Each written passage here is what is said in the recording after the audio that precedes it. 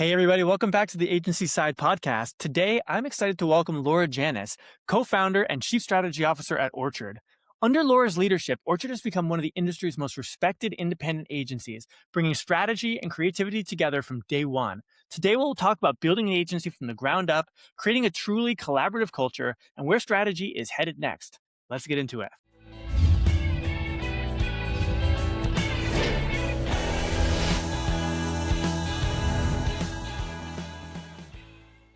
Hey, Laura, thanks for being here today.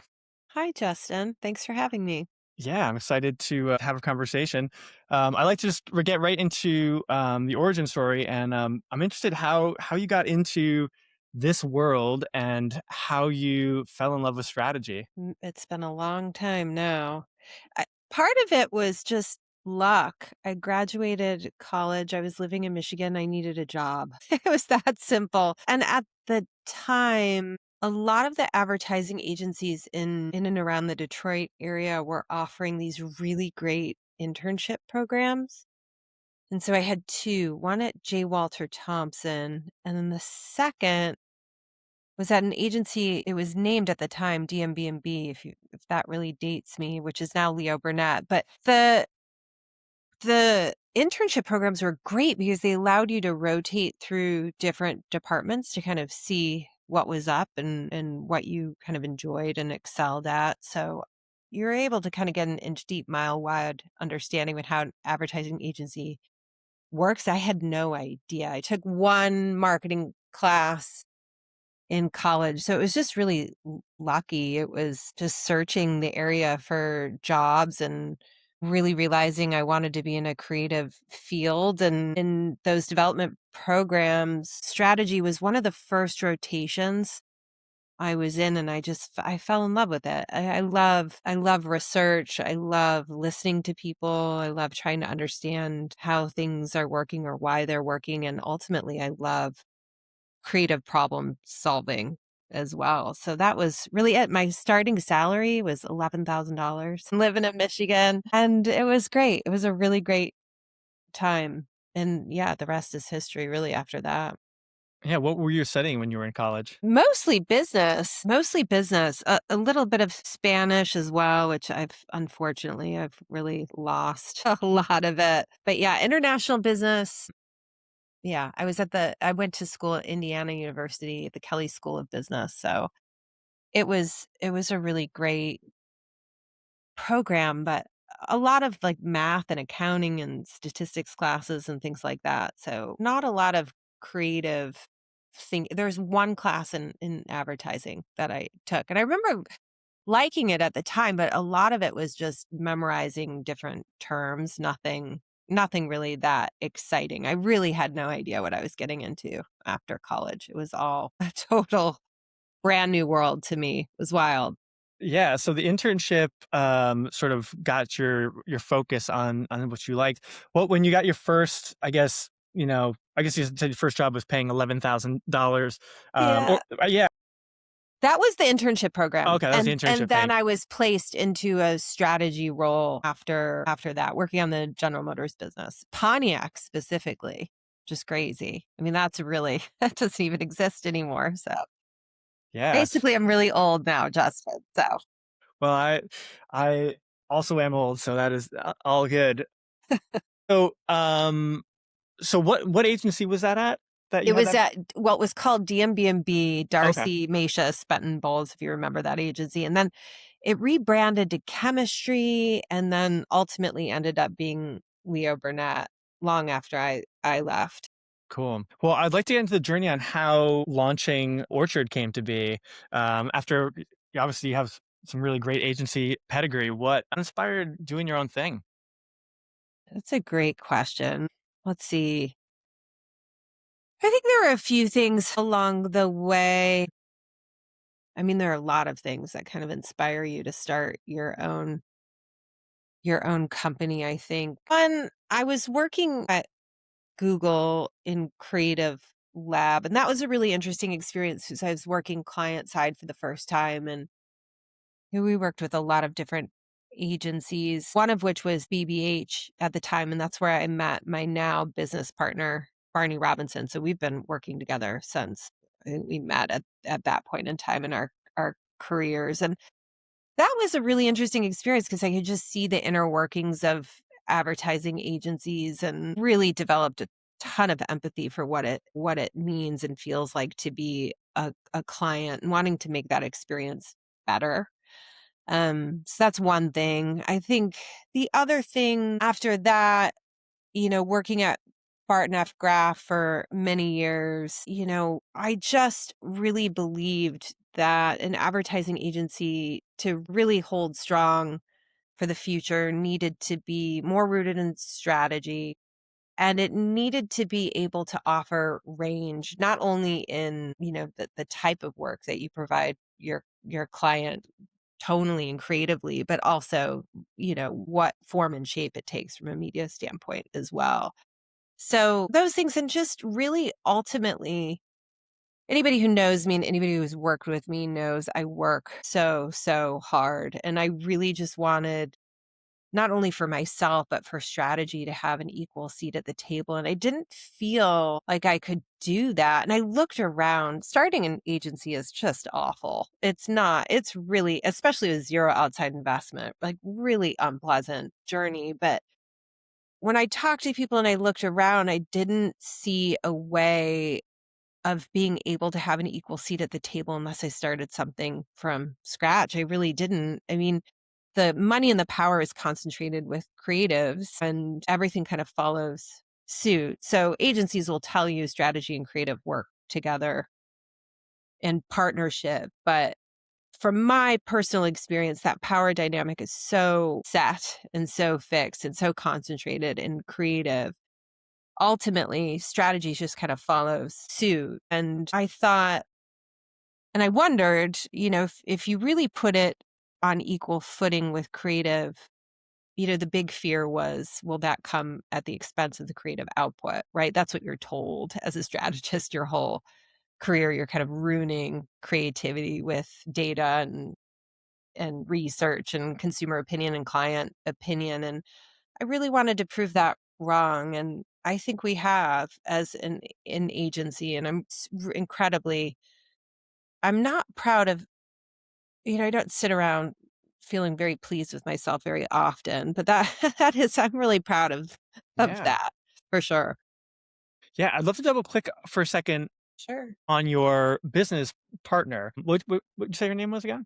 Barney Barney. Okay, great. Robinson. Yeah. Yeah, Mhm. curious how that came together, and interested in kind of like her superpower too, and kind of learning about that. Well, Barney is a he, first and Oh, I'm sorry. I'm foremost, sorry. but My I apologies. love that. That's amazing.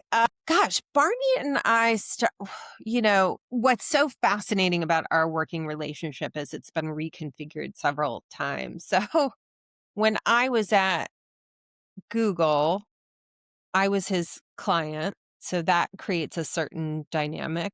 And then when he hired me at Barton F. Graff to run the strategy department. He was my boss. So then that dynamic changed again. And then, ultimately we just decided there's, a market for something different and something better out there. And there were a whole bunch of, I think, personal reasons and professional reasons we wanted to start Orchard together. But yeah, and then at Orchard, the dynamic changed again because now we were equal, and that's just an interesting experience to kind of go through. And I think it's made us really strong as business partners as well. We have a shared set of values. We've had to report into each other at different points in time. There's a lot of trust. We've been through really hard things together, and stuck together and stuck through it. And I think, ultimately that's kind of why. If I mean, that's not really a very Yeah. good answer, but I think No, it there are is. just very few people you find in your career that you can really trust and share the same kind of values and an approach and integrity. And those are the people you just kind of have to really hold on to. And I think that's a big part of it. And we do have complementary skill set. He has many superpowers. One, getting on my nerves, big superpower of his. Challenging the way we're kind of thinking and approaching things is another really great superpower. He's man, I'm mad this is being recorded if he sees this, but I would say he's our CEO, so he's definitely the strongest account person I've ever worked with. I mean, can read a room, incredibly proactive, incredibly strategic thinker, creative thinker as well, really understands, how the business should run. He's taught me a lot. So yeah, he's been the partner of a lifetime, truly.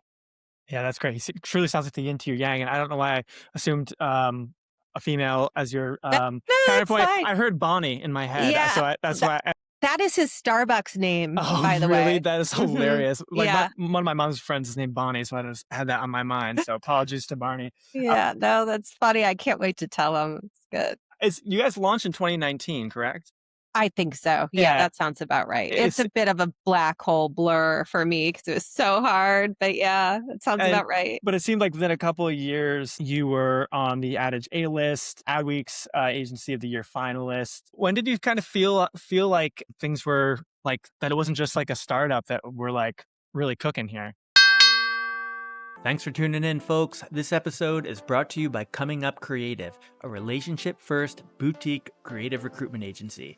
We disrupt the creative ecosystem by running sophisticated, multi-channel campaigns with custom video and voice outreach that actually gets responses.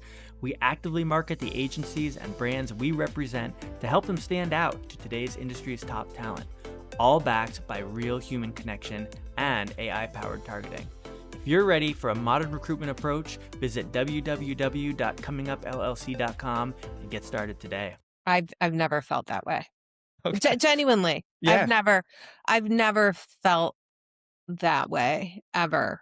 I think if you're a true one of the things I find so fascinating about what's happening in our industry right now is so many people claim to be founders and entrepreneurs. And I know it's not true because the way they talk about running and owning a business, if you're really truly entrepreneurial and you're really truly a founder and owner, you talk about fear, you talk about uncertainty, you talk about how important it is to just show up consistently no matter what's going on. And you never take a second to say, wow, I'm really nailing it. This is great. We've made it. You're never thinking that. You're always thinking, how can I do better tomorrow? Not only just as a leader and wanting your business to perform, but just the way you show up for your clients and creating a great environment for the people who work at Orchard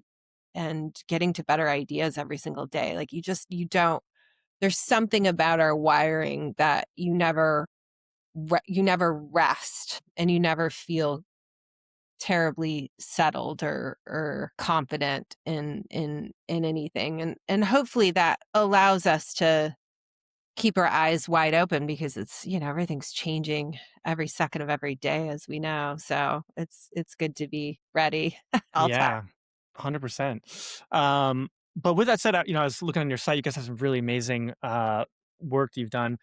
Curious if there's any wins or campaigns that you can share that successes, things that you're proud of. God, I am proud of all of it. And at a high level, I'm really proud of kind of the reason we started was to prove that smart work can be incredibly creative. And I think you look at all of our work across the board and it's so smart and it's so creative and entertaining at the same time. So I'm super proud of that.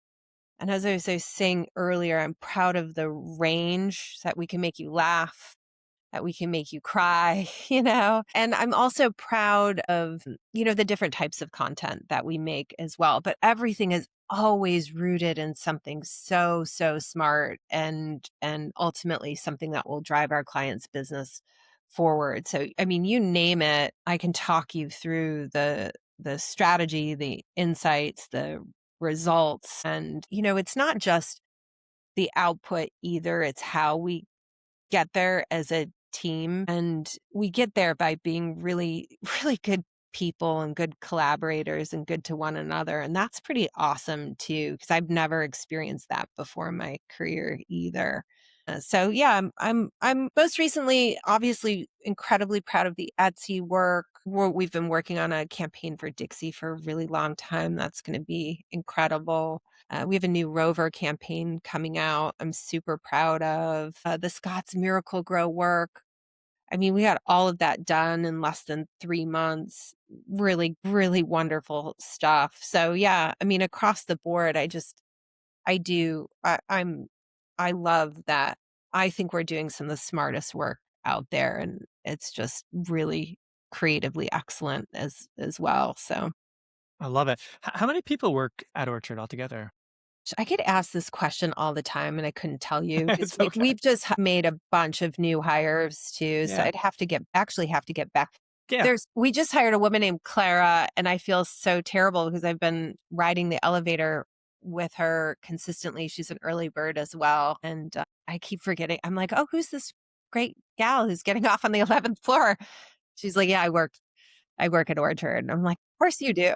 Gosh. So yeah, so a lot of like really excellent new hires. Yeah, I'll get back to Yeah. you on that one. No, I was more curious just to understand how the team collaborates and how, that creative synergy kind of happens. Yeah, that's a great question because in my previous experience, it's been very siloed off and creatives you just really haven't had a ton of access to them, and the problem again when you're sitting on the client side is weeks can go by when creatives are heading in the wrong direction. And that's not good in Yeah. terms of, and even running your agency that, you've got to run to scope. So it's not good from a timing or morale. It's just not great. It erodes a lot of trust as well.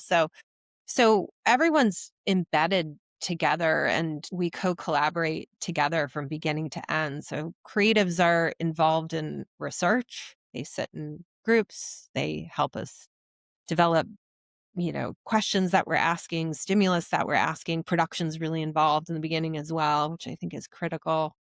And then we just move together as a little unit all the way through to production. And that's another thing as a strategist, I never went on shoots at another agency. And so we send our strategists out on shoots, and it's really changed the way I approach strategy. It's really opened my eyes in terms of just the amount of rigor you really need to place on strategic thinking and messaging and the constraints you're putting creatives under, and directors and producers under, during a shoot, and being and feeling accountable and responsible to that is huge. So yeah, we just move as a team. Strategists do a lot of concepting. I concept a lot.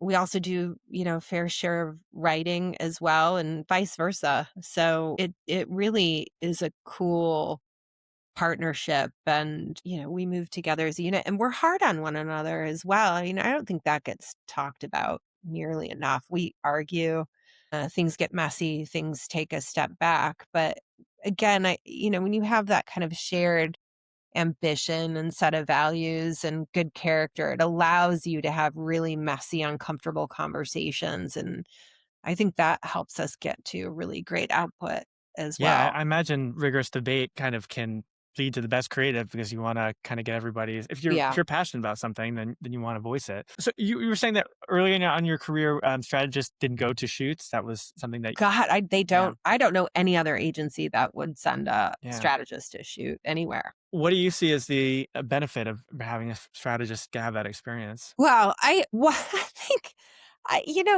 it's funny. I used to be so envious as everybody would come back from a shoot with all these shared stories and memories. I'm like, God, everyone's having such a good time. That's where all the good times happen.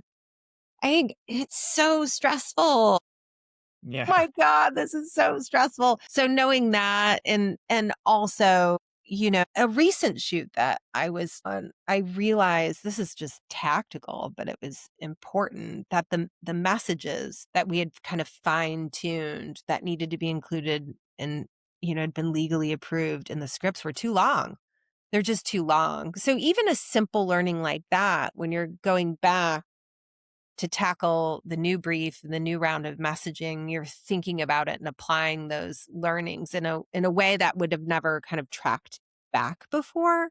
Yeah. That's really helpful. And I think that again, when you're sweating it out with the creatives at 2 a.m., there's a level of kind of trust and camaraderie that's built that again, moving forward allows the team to work in a really great, collaborative, more efficient way. So all of that really, really helps. And I don't know, you feel really exposed as a strategist, I think, on that shoot, because if the story isn't clipping together, the message isn't clipping together, that's really kind of on you to make sure that that bit is done right so that they can do their jobs excellent when the pressure is really at its highest. Yeah, that's super interesting. Are there any other big changes that I mean, obviously this is kind of like a new thing with strategists being involved in the shoot. Are there any other I guess, are there any big, other big changes that I guess that you've noticed in the industry, or kind of roles have sort of changed within the industry? Obviously AI is having a massive impact on things. Yeah. How's It's that made impacting? I mean, so far it's just made our lives a lot easier and better, and in other ways it hasn't. It's pretty sexist and pretty racist, and that's troubling to us, and having conversations about the outputs and what they mean and what they look like, and what our role is and all of that. In other ways it's made it really efficient, and I think also one of the things I find the most interesting right now in regards to some of the work that we've launched for Quilted Northern, for Scott's Miracle-Gro, as well as Etsy. There's a real aversion to anything that looks or feels like it's been created by AI in culture, and a real wanting and desire and need for craft and humanity and, true great storytelling. And so, I suspect that that will change over time, but that's been a really interesting thing to be a part of, an exciting thing to be a part of as well. I mean, I've been through enough, innovation from the remote control to the TiVo box to now this. I've always historically found it incredibly exciting and, kind of fun as well as scary at the same time. But yeah, so that's probably the biggest shift right now, I Yeah. think. Are there any specific tools that you're using that have been, you know, paying dividends for you guys? My gosh, our creatives would say a bunch of them.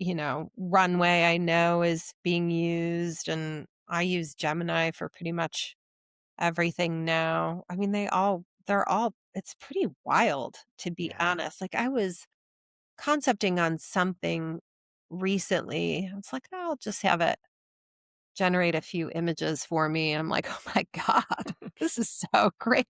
It's so crazy.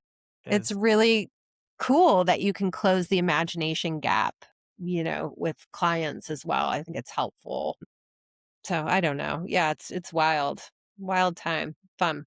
Yeah, it sure is. Well, in the last part of the episode, just kind of want to get into what you like to do, like, outside of work. What kind of hobbies and things do you Oh my enjoy? god. Get ready. Do you have any guesses? I don't really know. It's really Like biking. Do you like biking? Maybe that's a hobby? not outside. I'm too scared to bike in New York. Like, oh my God, it looks so scary. Now, anything that's a challenge, I'm usually into. So last year, I took a class to learn how to weld, and that was really great. I'm also, when I was younger, I used to horseback ride. I'm like, oh, that'll be interesting to get back into that at my age. So I've been riding again. What else do I do?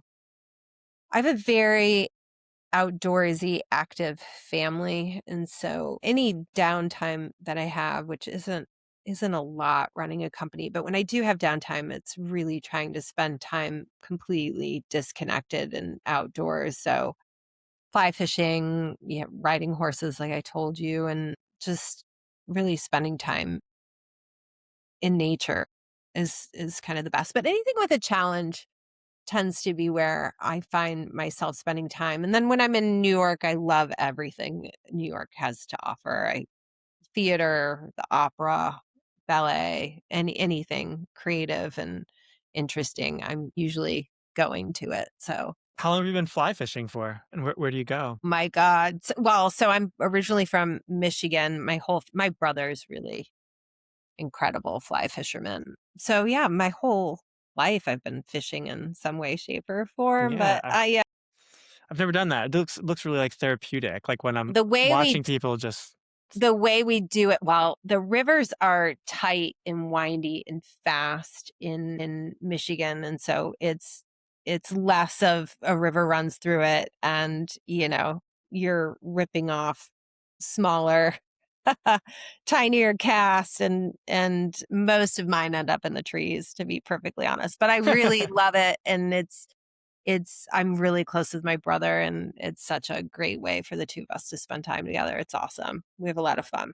yeah, we were briefly talking about music. I'm always interested in what people are listening to and what they like. Oh god.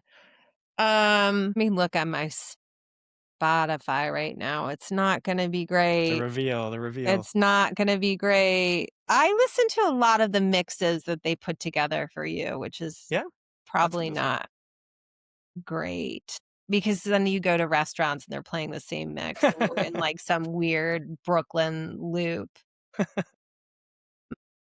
But yeah, I'm not gonna have a good answer to that, and I That's listen okay. to, like, random things too to get myself, in certain moods, like, if I love Britney Spears. She's I'm great. like, ride or die, I love her, so if I'm, like, really trying to get myself motivated for the day, I'm probably gonna be listening to Britney, little work bitch. I'll play it at work too, get everybody amped up. So, yeah, I have a Yeah.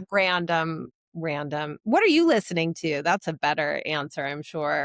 I mean, I'm pretty boring too. Like all my friends are like, Justin, what are you like listening to that's like after like 1970? And I'm like, Yeah. like I listen to a lot of like older music, So I do too. Yeah. but I'll just like turn on like on VPR here, like the classical. I'll just like listen to that, and sometimes just like be driving and just kind of like digging the mood and kind of just like looking around and sort of not necessarily It's knowing nice. what I'm listening to, but just kind of enjoying it. And then yeah, when I get if I go to the gym like to get amped up, I'll go into the 90s sometimes. I'll bust out some Yeah, Eminem, right? I'll Yes. Oh listen to my it. god, little mom Uh, spaghetti.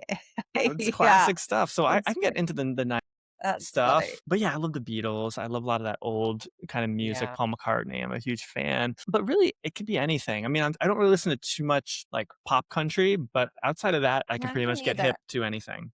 I grew up in Motown. My parents have really good taste in music. They're in their late 70s and they're still going to Rolling Stones concerts. Nice. That's Rolling Stones are still going. They have a new single they're out, st- and I How saw they're they had still going a very is interesting AI generated music video came out of their latest really, I'll single. check it out. It's called In the Stars, and it's really bizarre because it's like I mean, it's like looks right in their peak youth, and it's like a party scene, Fun. I'm and gonna check that out. and That's it's cool. yeah, and I think it's kinda interesting because it's like Mick Jagger, like, because he almost just, like, screamed when he sang, like, his voice still kinda sounds the same even though when he's, like, in his 80s, so it's like, I'm listening to the video and I'm seeing them all, like, generated really young, and I'm like, "Man, this, like, feels really" it That's kinda so tricks you, you know cool. what I mean? Like, some of the AI videos I've noticed, like, I know like, Billy Joel did one recently, and there's a few others like the people look a little bit like off or like he doesn't really Yeah. look like himself, but this one really looks kind of like I was like, man, I feel like I'm in like 19 like 67 in some like club in New York or something. Like Yeah. it's pretty wild. Yeah, Definitely he's recommend checking it out. 82. Yeah, Wow. That's I know it keeps rocking. So I tip my hat to him. Any favorite movies at all that you like? oh my gosh. Oh my gosh. This is a family Classic, On Golden Pond. I love that movie. I don't know if It's I've actually so seen that before, actually. my god. It is probably my family's favorite movie ever, which tracks with my Michigan upbringing and fishing and all of that. But yeah, Henry Fonda, Jane Oh, Fonda. okay. It's an incredible. I love it so much. I'll have to watch it. I love Jane Fonda. Yeah. I'm surprised I know that. I'll Yeah. have to check It's it a out. deep cut for sure. Cool. Awesome, Laura. Well, thanks for hopping on and having a chat with Justin, us it's so today. It nice. was a Thank you. fun conversation. And Hopefully it yeah, wasn't too boring with my answers. I'm like, "Oh no, god." nope. I think our viewers are really going to enjoy the value and your input here. So thanks so much for being on. Thank you. All right. Have a good rest All of your right. day. You All right. too. Bye. Bye.